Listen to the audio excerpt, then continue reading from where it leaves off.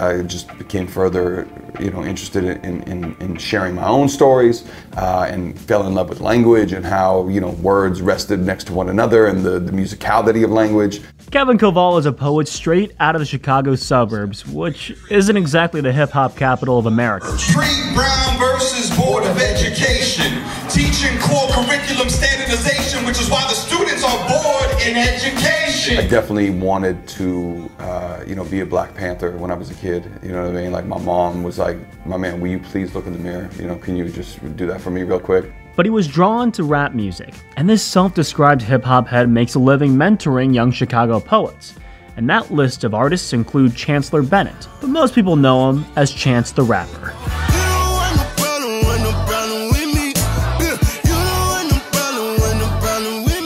I was aware of the moments where he started to really narrow in that he was going to become one of the best writers of the generation, and you really started to see him progress as a lyricist with the pen. And from 10 Day to Acid Rap, Chance came around with me to schools to perform, and there'd be a little bit of bread, and so he'd use that little bit of bread to get studio time for Acid Rap, and yeah, then it was rocket launch, Please welcome Chance the Rapper. Chance the Rapper. Chance the Rapper!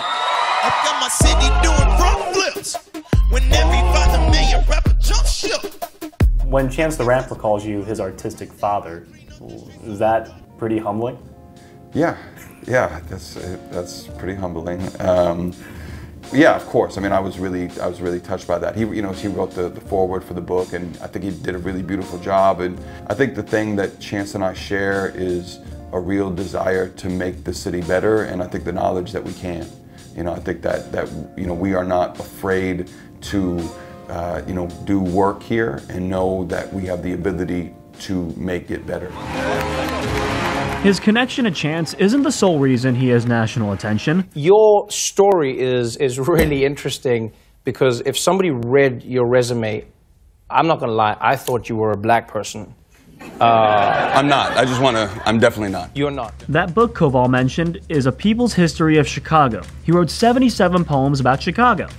That represents the 77 neighborhoods in the Windy City. I really intended it to be a book that celebrates the city and is for Chicagoans, and particularly I think maybe for young people in Chicago to connect to the power of our history, to the power of working people winning. The whole provision is that shouldn't there then also be a people's history of Houston, a people's history of St. Louis, a people's history of Compton, and have it be generative in claiming and owning our own progressive local histories as well.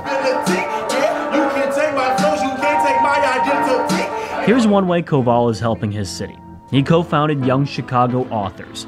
The group gives teenage poets a space to find their voice, hone their craft, and let it all out. So his mother shined sun with light so bright that it made him wither like grape turned raisin. No man to help raise him. We want to create a cultural space that is reflective of who is in the city, and so I think both in the audience and also who is on stage, I think we're deliberate about cultivating a radically diverse space and welcoming all people. They walk into a school and they go through a metal detector, they're searched. Part of what I'm trying to do as an educator, and part of what we try to do as a community of educators, is create a pathway for young people to become engaged and passionate about their own lives, and then go discover all of that fresh stuff so they can elevate. Pardon me for the blunt question, but how does a 40-something-year-old Jewish man from the suburbs connect with a community that, quite frankly, a lot of people forget about and marginalize? I try to be myself, and I try to accurately represent